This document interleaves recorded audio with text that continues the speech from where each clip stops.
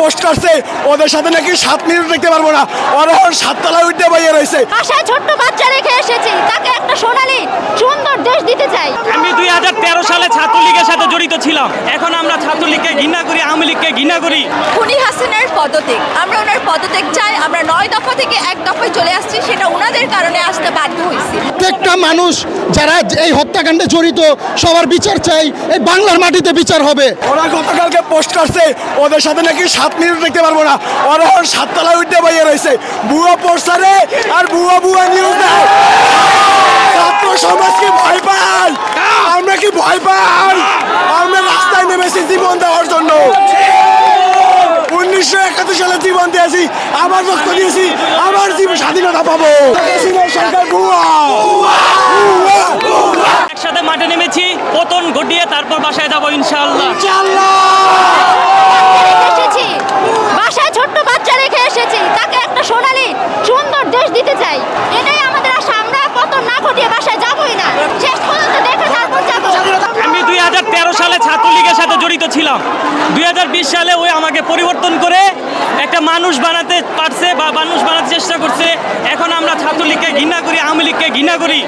যারা খুনি তাদের সাথে কোনো আপোষ নাই, তাদের পদত্যাগ চাই, আমরা তাদের পদত্যাগ চাই। এইচএসসি পরীক্ষার্থী ভাই বোনেরা যারা জেলের ভিতর আছে, তাদেরকে যতক্ষণ না পর্যন্ত মুক্তি দেওয়া হবে ততক্ষণ পর্যন্ত আমরা এইচএসসি পরীক্ষা দিব না। আমরা এইচএসসি পরীক্ষা বয়কট করছি, অবিলম্বে তাদের মুক্তি দিতে হবে। খুনি হাসিনার পদত্যাগ, আমরা ওনার পদত্যাগ চাই। আমরা 9 দফা থেকে 1 দফায় চলে আসছি, সেটা ওনাদের কারণে আসতে বাধ্য হয়েছি। আমাদের এখন দফা 1 দাবি 1, খুনি হাসিনার পদত্যাগ।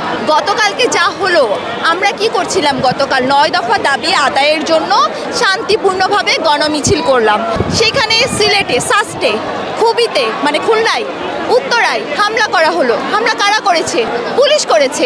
এই আওয়ামী লীগের সন্ত্রাসী লীগ, ছাত্রলীগ, এরা হামলা করেছে। উত্তরায় আমাদের 4 জন শহীদ হয়েছেন, আমার কলেজের 4 জন শহীদ হয়েছেন।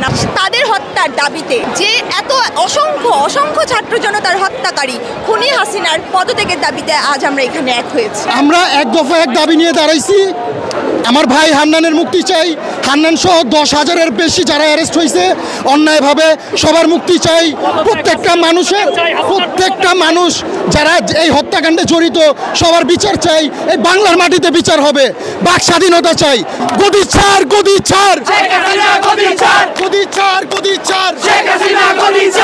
আমাদের এখন শুধু একটাই দাবি, স্টেপ ডাউন হাসিনা, অন্য কোনো দাবির আর সুযোগ নেই। সহজ ভাষায় আমরা শান্তি চাই, এই সরকারের পদত্যাগ চাই।